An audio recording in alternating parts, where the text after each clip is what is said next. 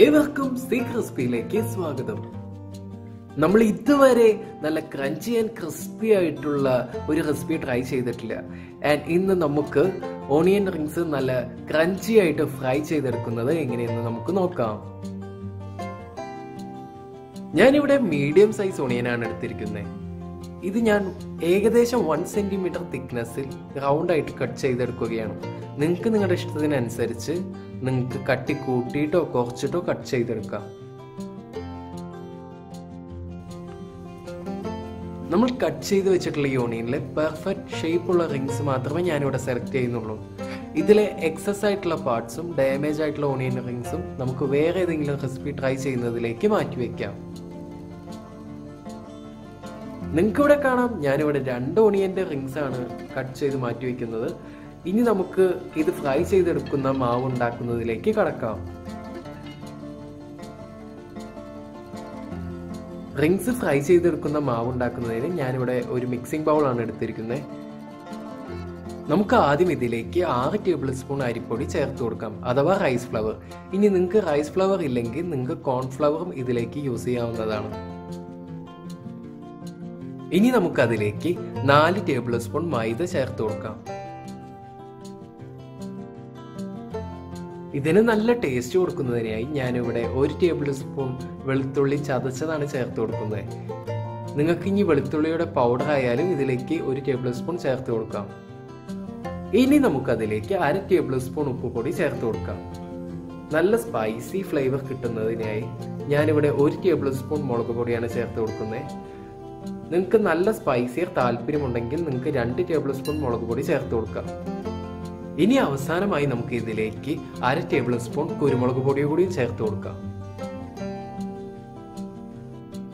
ഇനി നമുക്കതിലേക്ക് കുറച്ചായിട്ട് വെള്ളം ചേർത്ത് കൊടുത്തിട്ട് ഈ മാവ് നല്ല തിക്കായിട്ട് കുഴച്ചെടുക്കാം. നിങ്ങൾ ഈ മാവ് നല്ല തിക്കായിട്ട് എടുക്കുന്നെങ്കിൽ നമ്മുടെ ഓണിയൻ റിങ്സ് നല്ല ക്രഞ്ചി ആയിരിക്കും. അതല്ല, നിങ്ങൾ സോഫ്റ്റ് ആയിട്ടാണ് ഈ മാവ് മിക്സ് ചെയ്തെടുക്കുന്നെങ്കിൽ നമ്മുടെ ഓണിയൻ റിങ്സ് നല്ല ക്രിസ്പി ആയിരിക്കും. നിങ്ങൾക്ക് നിങ്ങളുടെ ഇഷ്ടത്തിനനുസരിച്ച് ചൂസ് ചെയ്യാം. ഞാനിവിടെ നല്ല തിക്കായിട്ടാണ് മാവ് എടുത്തിരിക്കുന്നത്, അതുകൊണ്ട് തന്നെ നമ്മുടെ ഓണിയൻ റിങ്സ് നല്ല ക്രഞ്ചി ആയിരിക്കും.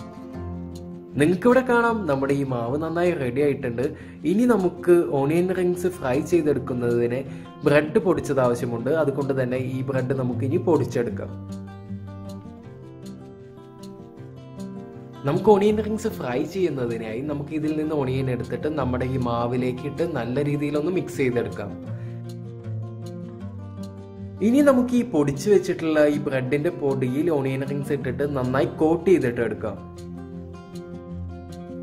നമുക്കിത് പെട്ടെന്ന് ചെയ്തെടുക്കണം, കാരണം നമ്മുടെ ഈ മാവ് നമ്മുടെ ഈ പൊടിച്ചു വെച്ചിട്ടുള്ള ബ്രെഡിൽ അലിഞ്ഞു ചേരാൻ ചാൻസ് ഉണ്ട്. അതുകൊണ്ട് തന്നെ നമുക്കിത് പെട്ടെന്ന് കോട്ട് ചെയ്തിട്ട് മാറ്റി വെക്കണം. ഇത് വളരെ നന്നായിട്ടില്ലേ, നമുക്ക് ഇതുപോലെ തന്നെ ബാക്കിയുള്ള റിങ്സും കോട്ടിങ് ചെയ്തെടുക്കാം. ഇനി നമുക്ക് ഫ്രൈ ചെയ്യുന്നതിലേക്ക് കിടക്കാം. നമ്മുടെ പാൻ ഇപ്പോൾ ചൂടായി തുടങ്ങിയിട്ടുണ്ട്.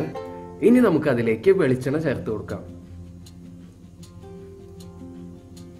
നമുക്ക് ഈ ഓണിയൻ റിങ്സ് ഡിപ്പ് ചെയ്ത് ഫ്രൈ ചെയ്തെടുക്കാവുന്ന വെളിച്ചെണ്ണയെ ആവശ്യമുള്ളൂ. നമ്മുടെ വീട്ടിലത്തെ പാൻ്റെ സൈസ് അനുസരിച്ച് നമുക്ക് വെളിച്ചെണ്ണയുടെ അളവ് കൂടാനും കുറയാനും ചാൻസ് ഉണ്ട്.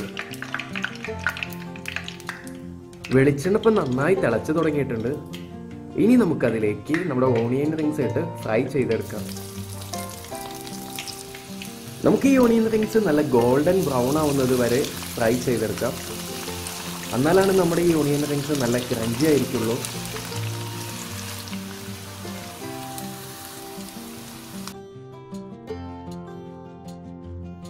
നമ്മുടെ ഓണിയൻ റിങ്സ് ഇപ്പോൾ റെഡി ആയിട്ടുണ്ട്. ഇനി നമുക്കിത് സെർവിങ് പ്ലേറ്റിലേക്ക് മാറ്റാം.